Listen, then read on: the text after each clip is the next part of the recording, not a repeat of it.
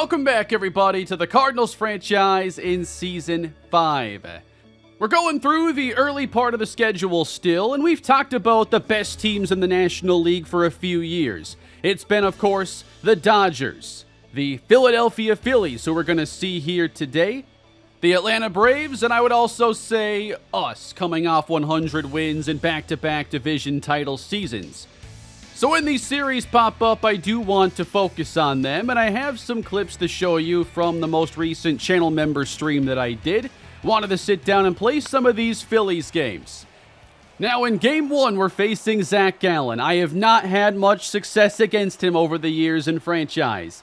We are able to get a hit from Lars Nootbaar and end up loading the bases for former Philly and free agent pickup Brandon Marsh. But he grounds it right back to Gallen, and we leave the bases full in the first. Going up against a very strong Phillies lineup, we have Corbin Burnes. And Edmundo Sosa hits one to opposite field, and that is out for a solo home run. Even watching this back now for like the 6th time, I'm like, I can't believe he hit a home run off that pitch like that to opposite field. In the third, we have a deep drive from Luis Robert that doesn't quite get out. Then Nolan Gorman, he's going to try to send one to opposite field himself, but that runs out of gas on the warning track. That's going to bring up Lars Nootbaar, and he'll send one to opposite field, and this one touches down away from Lourdes Gurriel, who replaces Brandon Marsh, and it's a 2-out double. Hoping for our first run of the day, ground ball to short from Jordan Walker, and the play is made just in time. Again, leaving a runner in scoring position. We'll go bottom 3. Runner on for Trey Turner, as we see a sign I've never seen before. Trey, we named our fish after you. What an odd thing to do. But as he waves outside, fishing for the slider, it makes a whole lot more sense to me. And we go top of the 4th. William Contreras off to a good start as a Cardinal, and he does get a single into center field. And that brings up Brendan Donovan. Now on this 0-2 pitch, it is smothered. Contreras dives back to first base. And in the process, hurts his knee. Looking like a severe sprain, not a serious ligament injury. But he would have to come out of the game. We then have Donovan sending one to left, putting another runner in scoring position. As we get Geraldo Perdomo, 2 on, 2 gone. Sent to the gap in left center. It's a diving play by Gurriel. And he saves a run as Gallen gets out of the jam again. You're not going to get a ton of opportunities against great pitchers. And we had warning track shots, multiple innings with runners left on. It wasn't a good feeling. Burnes was mostly pitching really well. We're still 1-0 going into the 6th inning as Gallen picks up strikeout number 6 on Jordan Walker. MJ Melendez, he does come in for Contreras, takes one off the thigh, and that would be the final pitch of the day for Zach Gallen as he goes 5 2/3 with 6 strikeouts. Brendan Donovan hooking one to right field, but a nice catch is made. Good defense out of the Phillies, and we just cannot get that run across despite hitting the ball pretty hard. Speaking of, Ronnie Mauricio gets a hold of the curve and gets all of it into the 30th row. And it's a 2-0 Phillies lead. Burnes would exit after giving up 2 solo shots. In the 8th inning, Trey Turner versus Ryan Helsley. It won't happen often, but that is how you double up a guy with the speed of Trey Turner. Still a 2-0 game. The Phillies turn it over to closer Devin Williams. In the 9th, former Philly Brandon Marsh, base hit left field. As St. Louis will bring that tying run to the plate. 2-0 to MJ Melendez. A ground ball to Mateo at short. Melendez doubled up. Big double play.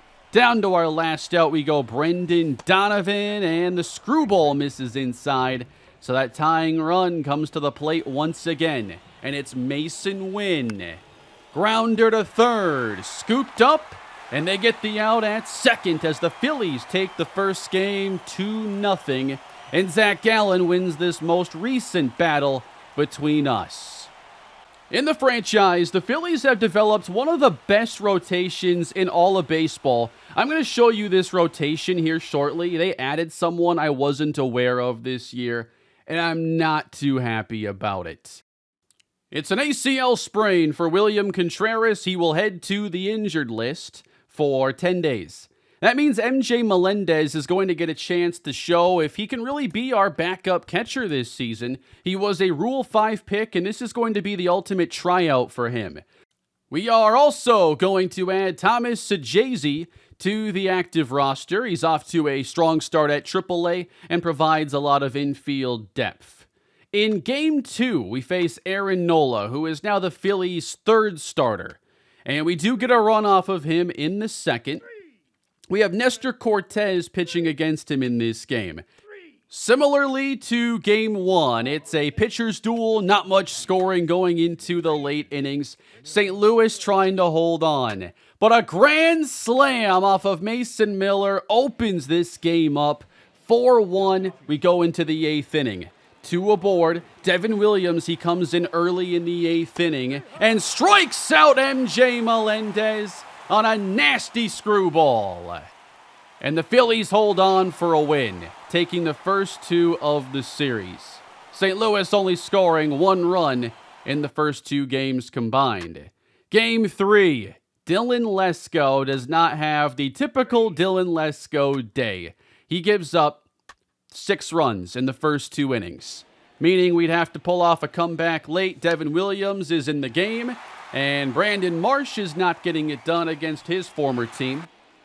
And Daryl Marino with 1 on, 1 down, hits one up the middle, and the Phillies are able to complete the 3-game sweep. Devin Williams gets the save in all 3 games. So in our early action against the best teams, I believe, in the NL, we have swept the Braves and have been swept by the Phillies, only scoring 4 runs in 3 games.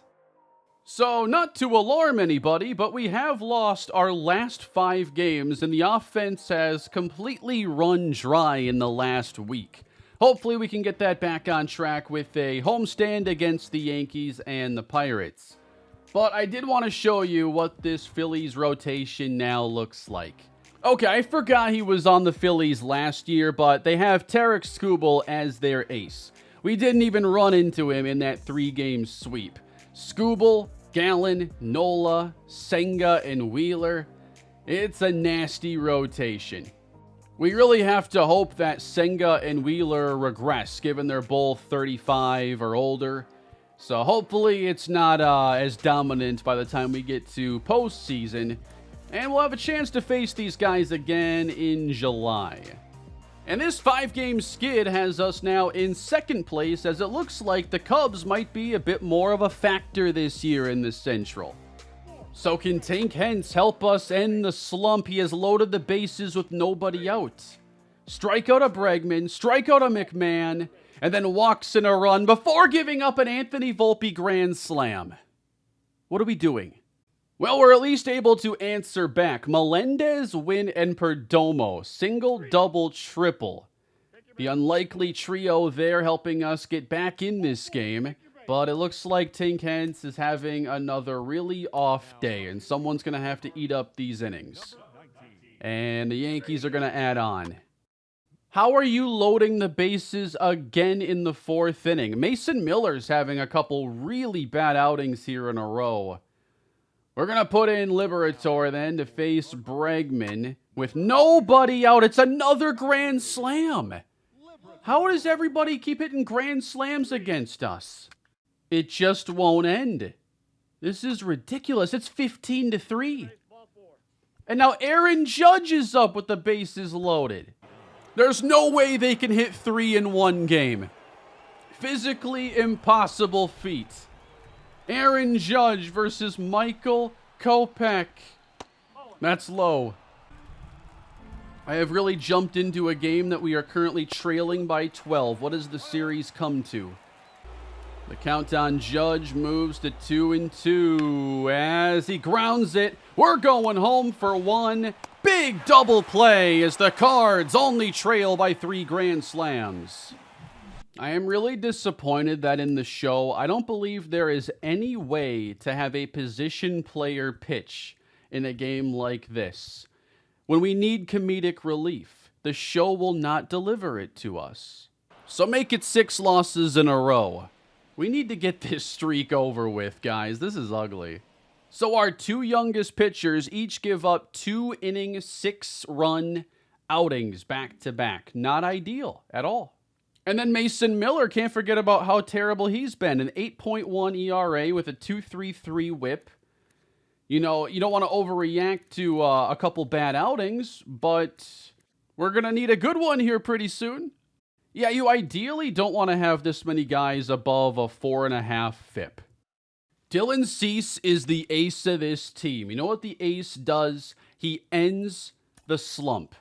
What are you guys saying about Luis Robert down in the comments section? The game is taking notice. They want Brendan Donovan to move up. I've never seen that pop up before, but sure. Let's give Robert the day off. He's hitting 215. Give me Victor Scott and his speedy energy out there today. 3-run shot. Brandon Marsh, thank you for that. Back-to-back walks, a double. What is it about these early innings right now? A 3-run bomb for Austin Wells. Guys, we're giving up 6 runs through 2 again. To the bottom of the order. Come on. Brandon Marsh has another RBI coming on a double in the 3rd. Gorman, 3-run shot. We take the lead after all of this. And then Bregman, he ties the game at 7. I wanted to see Cease keep going because our bullpen has pitched a lot lately. I guess it's not so much that I couldn't just, bring in someone else. What do you say we take the lead and end this nonsense? Runners at the corners for Jordan Walker in the 7th. Facing Marcus Stroman. Nasty slurve, and we've got a 2-2 count. Into center on a line. Caught there. We're going to run home with it and get a sacrifice fly. 8-7 Cards.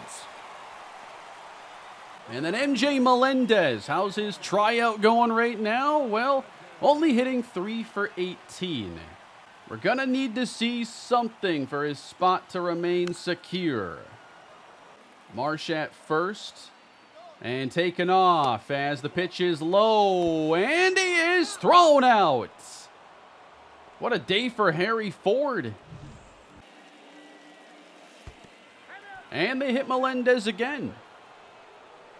All right, I guess then it is Victor Scott rally time. 2 down, Melendez aboard, who has speed. 2 strikes.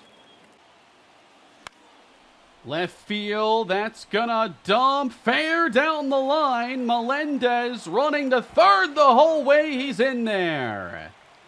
Very lucky. And that's gonna bring up Mason Wynn. 2 for 3 in this game.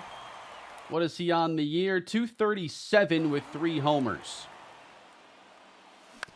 And a tapper up the middle. That will finish off the inning, and hopefully this late lead is enough. Ryan Helsley, why are you giving up a 375 average to righties?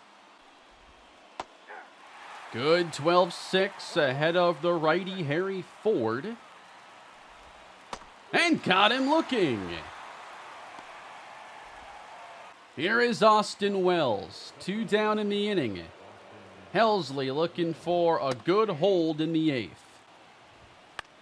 Wells pops it up behind 3rd as Donovan will make the catch.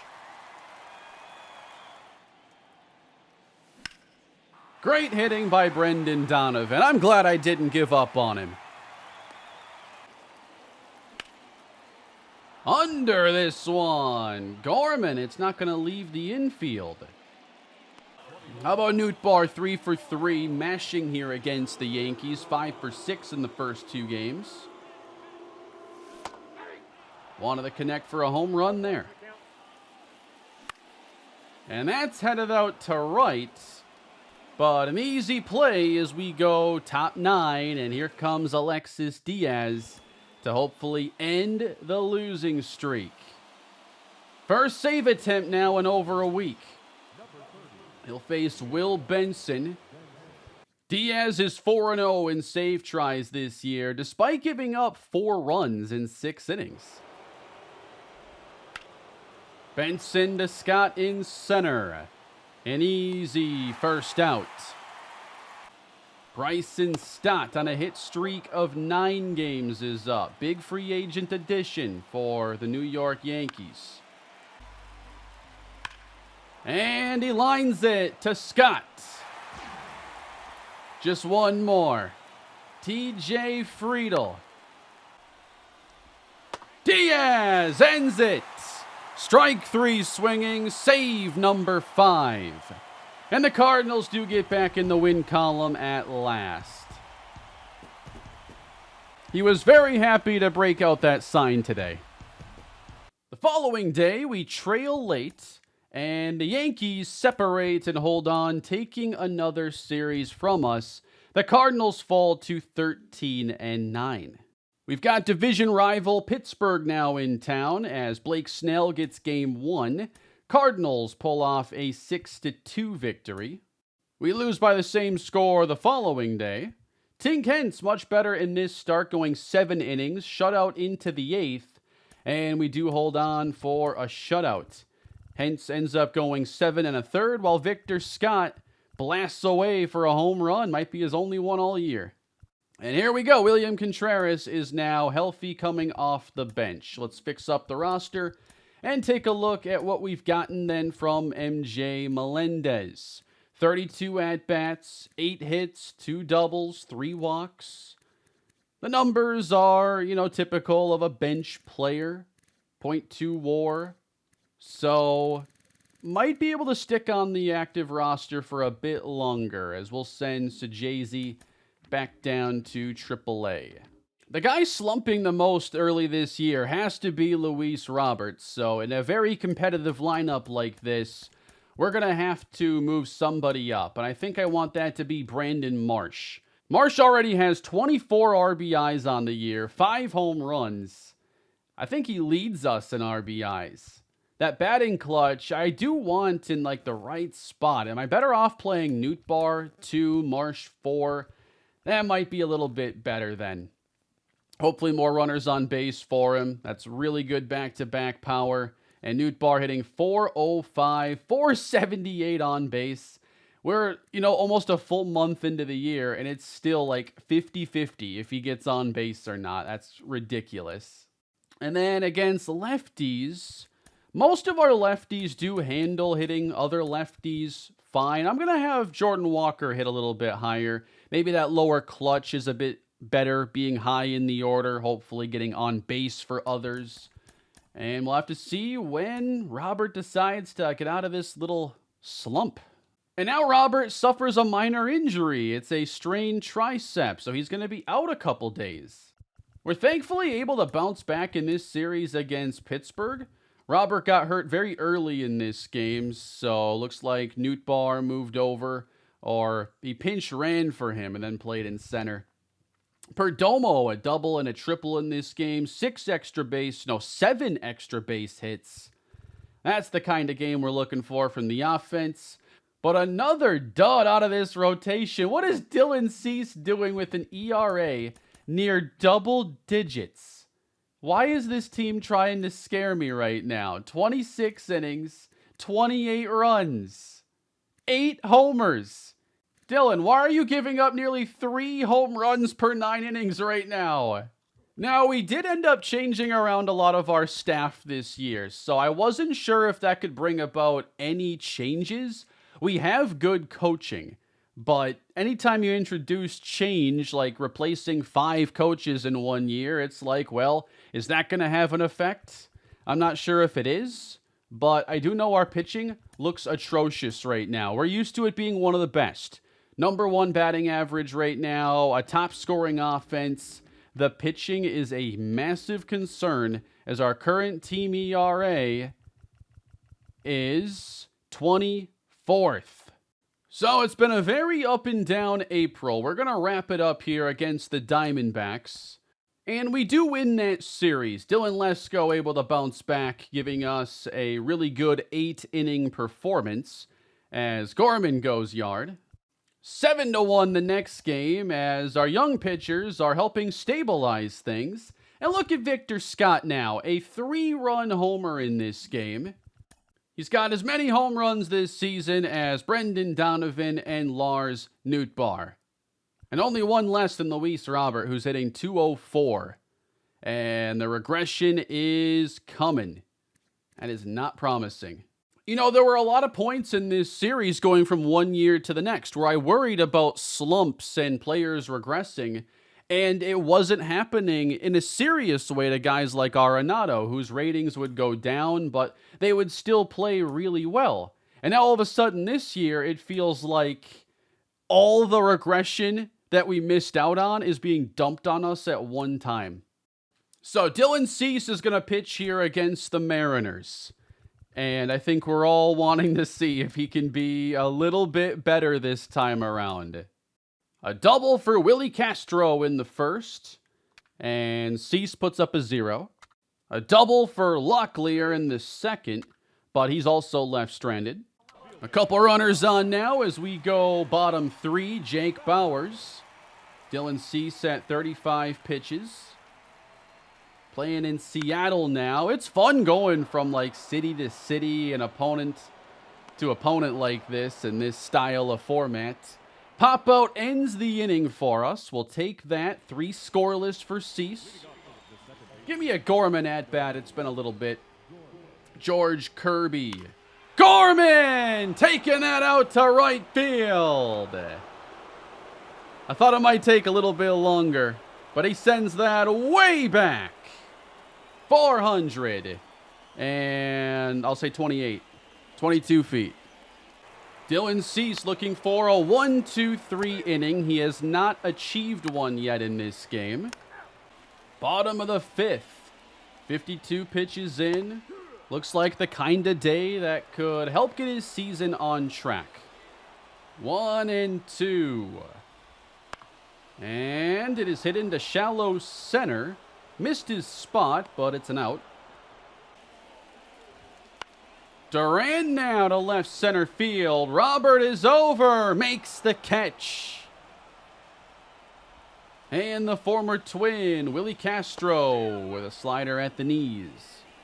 Count moves 1-2 as it does get him to chase. That's pretty far out of the zone. Got him, though, on the fastball. His best inning in weeks, maybe. Still, the only source of runs in this game is from this man, Nolan Gorman.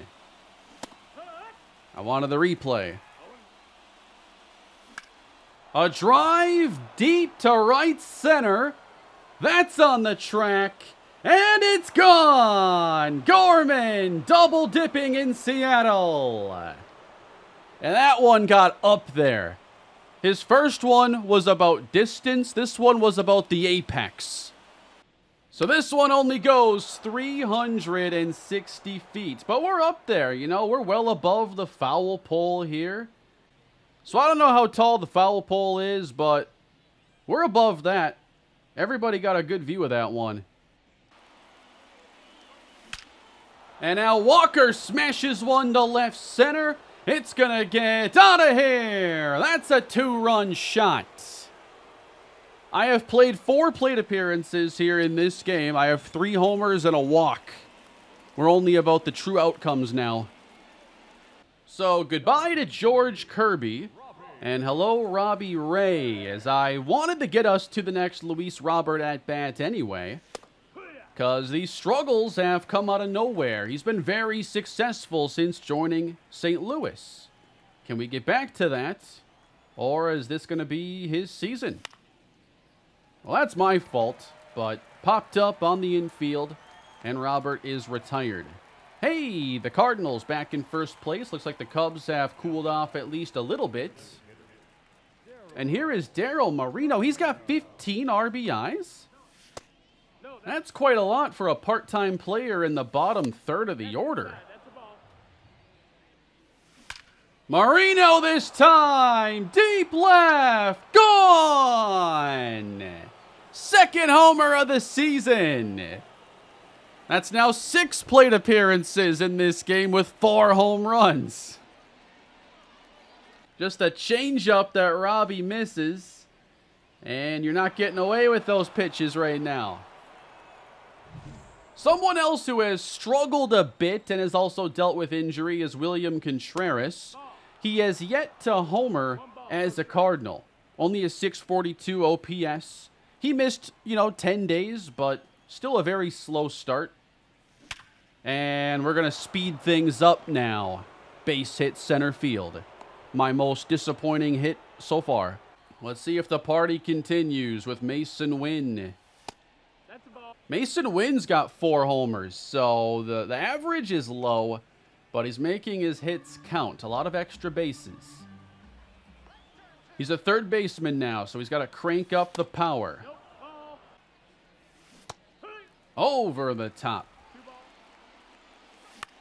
Under the fastball, and Wynn pops it up. And that is going to finally be the second out.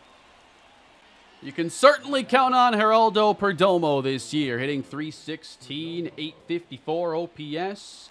And the power's off to a good start with 3 homers. He's got 1 on here and 2 gone. The offense has a lot going right for it. We made it deeper with Brandon Marsh added to the team this season. He and Perdomo, by the way, combined for 7 triples. Don't even tell me! Another home run! George Kirby and Robbie Ray want nothing to do with us right now.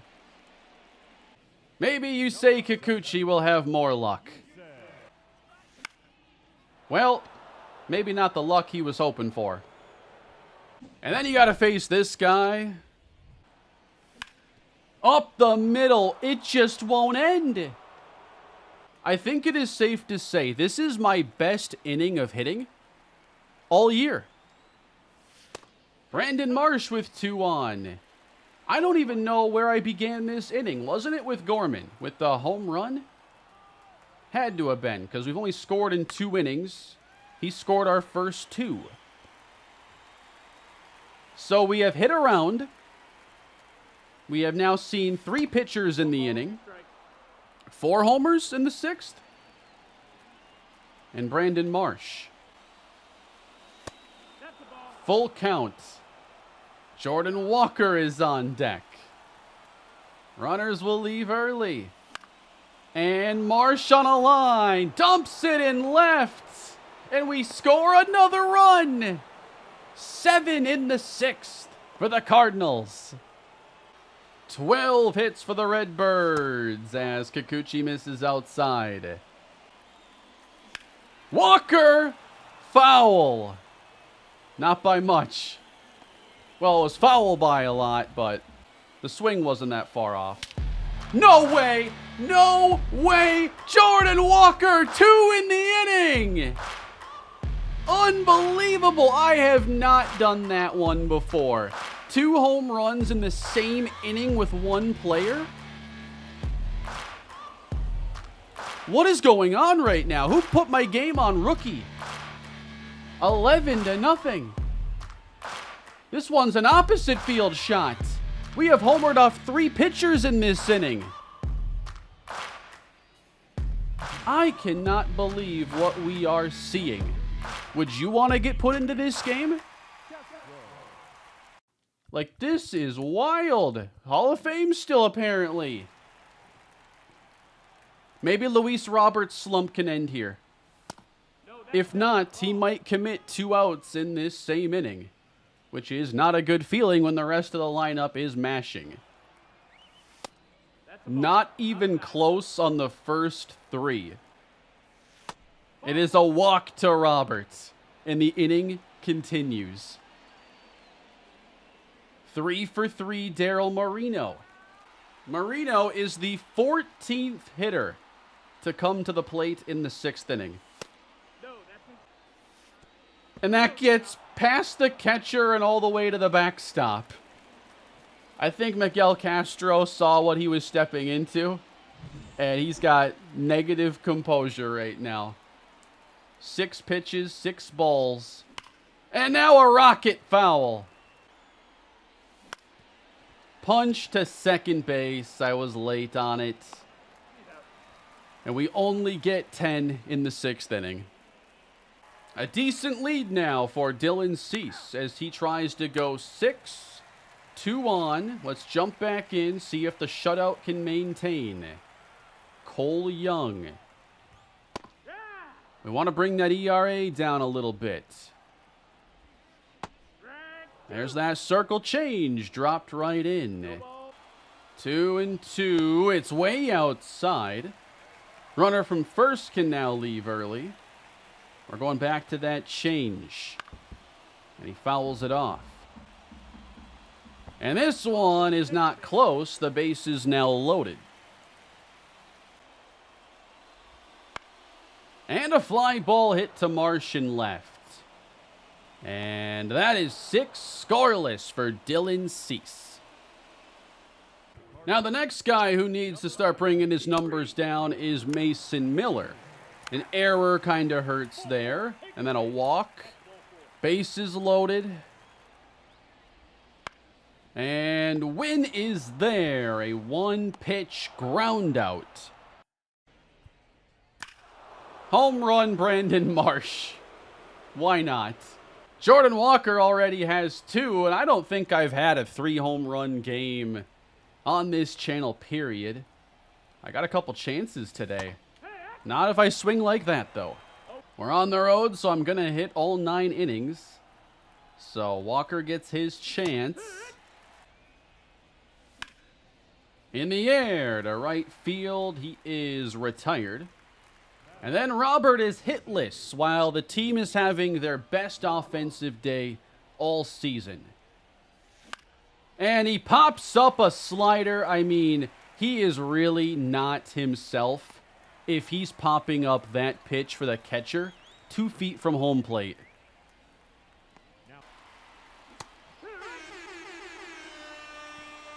Yeah, the horn really hits when you're down 12-0. We don't quite get to Gorman in the 9th, so we will not have a 3 home run day. But a lot going right for the Cards and a 12-0 win. 7 home runs in this game, including 5 in the 6th.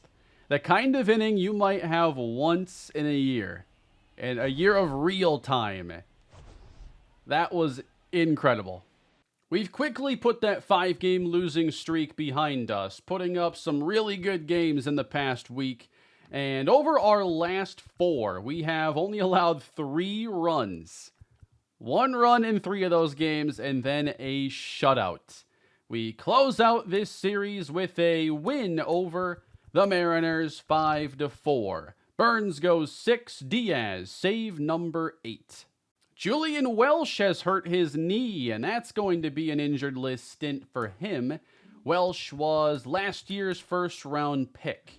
He's playing down at Double-A, hitting .312 with a .930 slugging, so about as good as you could have hoped.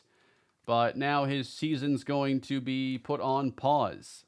I love that at Triple-A, they are playing Reggie Crawford as a hitter a bit. Now, 14 games and 22 at-bats, so he's clearly not, getting starts. So I imagine most of this is happening as a pinch hitter, which is pretty impressive. And then you go to the actual pitching, and he does have 19 innings there with a .412 ERA, and he is striking out 7.3 per 9 innings. We got ourselves a little two-way star down at Triple-A. Norris Sullivan, 5 homers. Donald Galvin has 5 home runs as well. I could see Galvin getting a shot at the majors like we gave Norris Sullivan earlier because his ratings are right around his potential. So you might as well see what you got there. Thomas Ajazi playing well. One guy struggling more this year is Steve Padilla, who got a lot of development last year by being one of our best players, and that is now going in the wrong direction. And when I see that pop up, I like to send a guy down to hopefully get him playing better. So we're sending down Steve Padilla to AA. And we're going to bring up Sammy Robinson, who just continues to hit. He's a hitting machine down at AA. And now we've got a series against the LA Dodgers. Again, one of the better teams in the National League, but this year only 17-14, which would be in third place in the Central. Currently, the Marlins lead the East. They have 2 less wins than we do. The Padres actually lead the West. Could things be a little more competitive this year? I do get in the habit of assuming the same teams are going to be good in franchise, as that kind of has been the track record for some past series. But maybe there are some trends getting broken right now. The Marlins continue to play well. The Phillies are only playing .500 ball. And there's nobody hitting as good as the Cardinals right now. We are dominating. Only tied for 9th in home runs. This has kind of been a late thing coming around for us, but we've had a high batting average, very high slugging, highest on base. And now the home runs are showing up, and you get games like the one we just had. ERA is now up to 10. So our last week has clearly been much improved. And maybe we don't have to panic about the pitching. We're going to drop Mason Miller's innings, though. He hasn't been nearly good enough to continue getting those opportunities. We got JoJo in better form this season, it appears. Yenier Cano has been very solid, and Jeff Hoffman still hasn't allowed a run, while Helsley is still a roller coaster experience. I'd have to say Nestor Cortez has been the best starter on the team this year with a 1.58 ERA, 1.03 whip. He's just become a guy that goes out, gives you 6+ innings routinely, and he's not showing any signs of slowing down as Luis Robert is able to get a home run off of Yoshinobu Yamamoto. And we continue a little rally here with 2 gone, but only get the 1 run across. Now Brent Rooker ties that game up. Got any big Brent Rooker fans down there in the chat? Home run Perdomo. Excited to see if he approaches 20 or so this season. That would be a big step for him. 2-1 game. We go into the 6th, and there is a lot of energy in the tank right now. And Cortez faces Jordan Westberg. Way out in front. What a cutter. I got to throw it again if he swung like that. But that's fouled back. Interesting. The predictions down below. We are expected to be the best team in the NL, but now the projections barely have teams crossing 90 wins. And the way the season's unfolding, that projection makes a lot more sense. A lot of teams only within a few games of 500. Not many records are separating themselves. I don't know if these teams have a few more flaws at this point, whether it be bloated contracts for aging veterans or just, a couple spots in the lineup where things aren't as strong as they could be. But things are looking good right now. And that's going to bring up Shohei Ohtani. 2 strikeouts already. I can't count on it happening a 3rd time. Ohtani takes low. And then lifts it. Marsh has a long way to travel, and he's not going to get there. Ohtani to second base on a 2-out double. Dalton Varsho. I love how weird teams get with Varsho on here. Westberg, Brent Rooker. It's like Ohtani is there on his massive contract, and then I don't know if Freddie Freeman is retired or just off the team at this point. And then what about Mookie Betts? I should probably look at these lineups and see how different they are from my expectations and memory. Got him looking! What a pitch! And that's why they call him Nasty Nestor. Nolan Gorman's up. He has 11 homers on the year. That's got to be up there in the league leaders. We'll check on those. I want a derby this year. I've been waiting. We finally have the perfect candidate. Gorman on top of it and foul. And then the fastball. I guess I was expecting something with more movement. 30 RBIs already for Marsh. That feels like a lot. We've only played like 30 or 40 games. And Marsh now towers one to deep right field. But that is going to remain in the park. That didn't go as far as I thought. Is the wind coming in from right? It is blowing in. And that's going to bring up Walker. 2 gone in the 6th. That was just fine, and he fouls it off. Deep down the right field line. And optical illusion. 97. All right, he got a few extra miles per hour on that one. Good pitch. Yeah, he seems to prefer hitting lefties. Good cutter, though, from Cortez. Got him. What a pitch. Nasty. Nestor does it again. The projections in the American League are very similar. There aren't these, like, 100-win projected teams. The top ones are lower 90s. And yeah, if this is the best the Dodgers have, unless they have a bunch of guys on IL, if Rowdy Tellez and Brent Rooker are everyday guys, then the NL might be a very different league. That opens the door for the Snakes and the Padres, maybe even the Giants. I'd love to see the Rockies be good in one of these series, but it doesn't often happen organically when the CPU's in control. 3-2 to Rowdy. And it's low just outside. So that brings up Rooker, who's already supplied most of the Dodgers' offense. And he rolls it over. I wanted to go to second there, but I hit first. No Will Smith at catcher. It's Diego Cartaya. And of course, I ruined the chance at a double play. Next pitch, home run.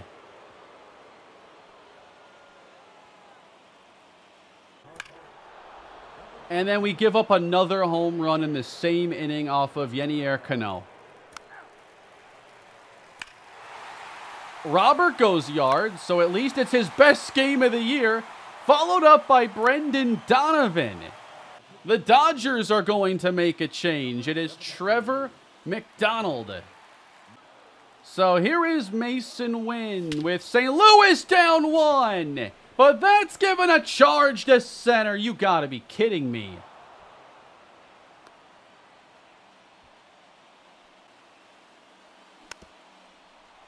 Ground ball. And they do the double play the right way. A double from Tellez, and the Dodgers now lead by a pair. Brandon Marsh with a man on, representing the tying run. Up the middle, backhanded. Vesia to second. They only get the 1, but a fantastic play.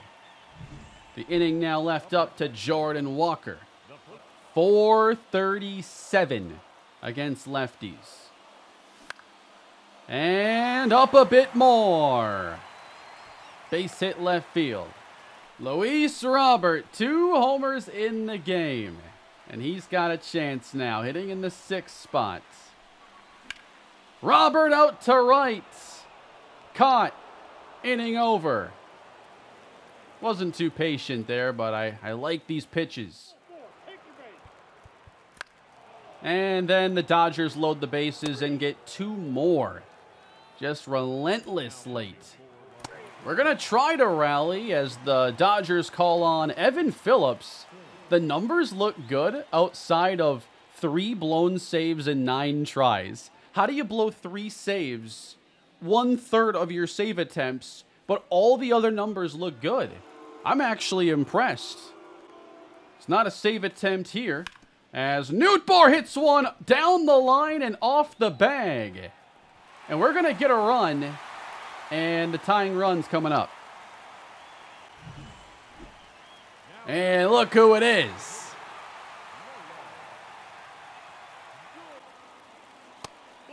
Not swinging at the first pitch every time. Surprisingly, only .216 with runners in scoring position. His clutch is 81. Wow. Swung just late on the curve. That time into right field. The run comes home. 8-6. And now it's going to be up to Brandon Marsh. 2 on, 2 down. Evan Phillips. Marsh lines it to short. No! He left it up again. I thought we were going to get it. And the Dodgers hold on for an exciting win. It was pretty boring until I opened the door with that mistake not getting the double play. And then the offense just unleashed the last 3 innings. I feel personally responsible here for Nestor Cortez's loss today. Heck of a game, though. That was actually pretty fun. We do drop the next game, unfortunately. Now it's not so fun as we lose back-to-back. Gorman and Contreras go yard. Dude, Lesko, what is going on? You don't even get 3 outs. We've had a lot of really bad starts today, which makes it all the more impressive when Cortez and Burns are as steady as they have ever been. The other 3 guys have been all over the place. Cease looks like our worst pitcher right now. And then Lesko is regressing hard like we saw from Hentz a year ago. We'll see if he's able to reverse these trends. I have a feeling we're giving up quite a few home runs, given how many bloated ERAs there have been and early exits. 8 from Cease in 32 innings. 6 from Lesko in 33. Cortez, 5 in 46. And then Hentz has 5 in 33. So if we could just stop giving up all these home runs, I'd be grateful. And meanwhile, the Chicago Cubs have pulled back into first place. So the Brewers are really falling right now. The Reds are holding on at 500 record with a really hot last 10. Then the Pirates are just north of 500. We got to face Tyler Glasnow in the final game as we try to salvage Game 3 against the Dodgers. We get 1 in the first. We see Mookie Betts, James Outman, Will Smith. Very different lineups, so we caught them on a day where they played a lot of their bench and won anyway because they still have a really good offense. Walking the bases loaded for Jose Miranda. No RBIs on the year. That's the good news. 1-0 St. Louis. Miranda takes a slider. Over the top. And it is down the line. Just foul. How'd he hold back on that? Got a Dylan Carlson slump update down below. Broke out of a 2 for 21. Lifted, turning foul behind first. No play. And we've got a full count. Former Twin now in the batter's box. Former Twin on deck. And Miranda walks. The 4th of the inning for Tink Hentz. Not good. Brent Rooker.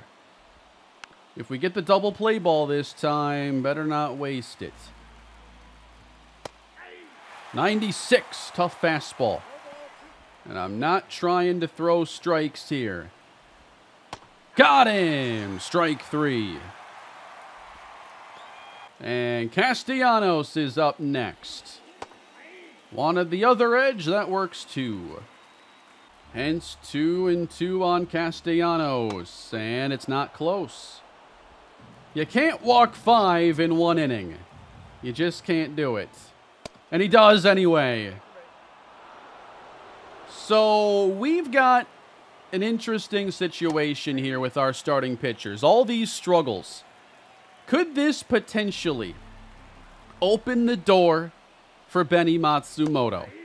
If you were to think about what are the routes he needs to take to get to the majors, it's either serious injury or serious struggle. These struggles feel pretty serious. Rivera will strike out. Can I just step on home plate? That's what I thought. I got 4 outs, though. That means we only have to get 2 in the next inning. How about a 2-run double for William Contreras, giving us the lead? Home run Luis Robert. It's his best series of the year by far. Let's see if we can get some more now. You never know when you're going to need them against a team like LA.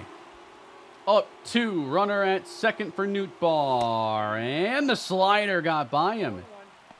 That was a little late. Ripped it to second base, advancing Perdomo.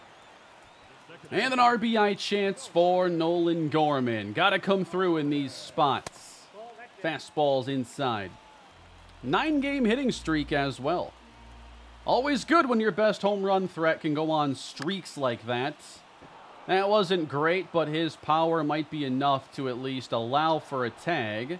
Perdomo will run in, and he's there just in time. Little too close. Ryan Helsley is now in, as Shohei Ohtani is only 1 for 11 in this series. Runner on. 101 outside. Ohtani is late. And a drive mashed to center. It is showtime as the Dodgers make it a 1-run game.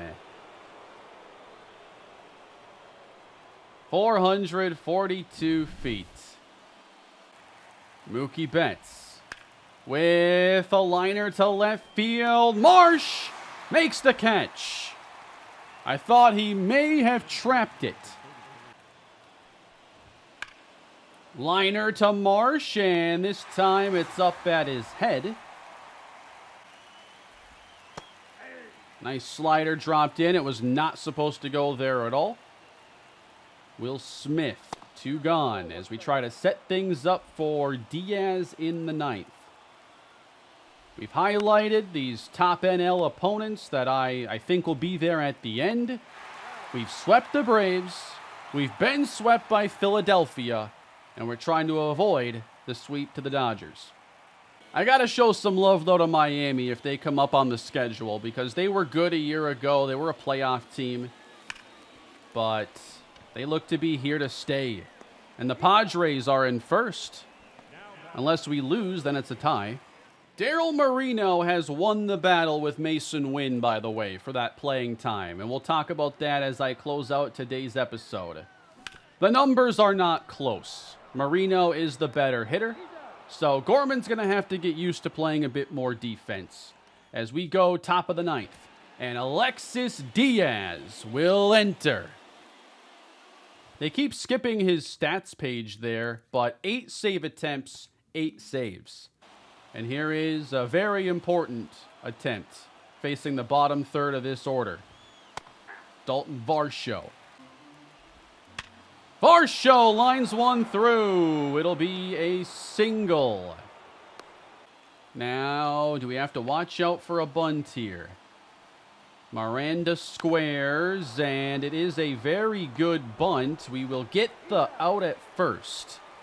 I don't have an issue there as the pitching team seeing that sacrifice. If I get the next 2 batters out, then they can't score. Simple as that. Now, unless there's a wild pitch or a steal, then it changes things. Rooker to deep left. You've got to be kidding me. It is gone. A triple-decker as the Dodgers lead again. I have not been able to get away with the fastball against these guys. Ohtani mashed one earlier. Rooker does it again. Dodgers lead, and Alexis Diaz blows his first save all year. And Diaz ends up walking Castellanos. So not getting his best stuff here. Confidence is down. We should get somebody else ready. Stop by Diaz. Little late getting the throw to second, but we do get the double play. We at least don't have to face Ohtani again, unless we force extras. But now Evan Phillips, who is 8 for 11 in save tries. And we've got William Contreras to lead off. 8-9-1. Their bottom of the order did it. Now Canars. 95 and late. Nasty. Swung right through that one. Just up and in. And the curveball gets him. Perfect placement. Roberts had the best series out of anybody, though, against the Dodgers. He's leaning heavily on that sweeping curve. The count runs full on Roberts. What does he throw here with a 3-2 count? Up top. I've been chasing a lot of those. That was not an easy take.